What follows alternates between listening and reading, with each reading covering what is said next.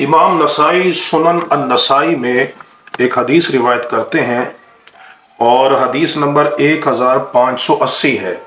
حضرت عبداللہ بن عباس رضی اللہ تعالی عنہما نے بصرہ میں آپ نے خطبہ ارشاد فرمایا اور آپ نے وہاں پر یہ فرمایا کہ رسول اللہ صلی اللہ تعالی علیہ وسلم نے فرض صدقۃ الفطر، آپ نے صدقہ فطر مقرر فرمایا علی الصغیر والکبیر، چھوٹے پر بھی اور بڑے پر بھی، والحر والعبد، آزاد پر بھی اور غلام پر بھی، والذکر والانثی، اور مرد پر بھی اور عورت پر بھی۔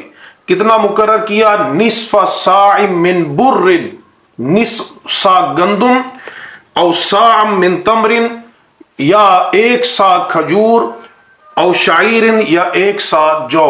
ایک روایت میں موجود ہے کشمش کا بھی اس میں ذکر موجود ہے۔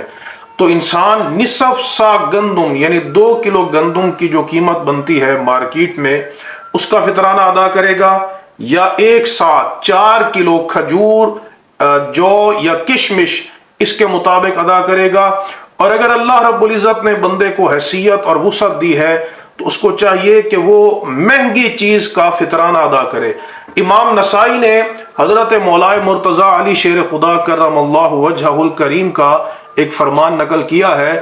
آپ نے فرمایا کہ اگر اللہ نے تمہیں وسعت عطا کی ہے تو گندم کا فطرانہ بھی 1 سا ادا کرو، یعنی 4 کلو کے اعتبار سے ادا کرو۔ تو اس کو نماز عید الفطر سے ادا کرنا، اس سے پہلے ادا کرنا مسنون ہے، اور اس کے بعد میں ادا کرنا صدقہ ہے۔ اللہ تبارک و تعالی ہم سب کو صدقہ فطر ادا کرنے کی توفیق عطا فرمائے۔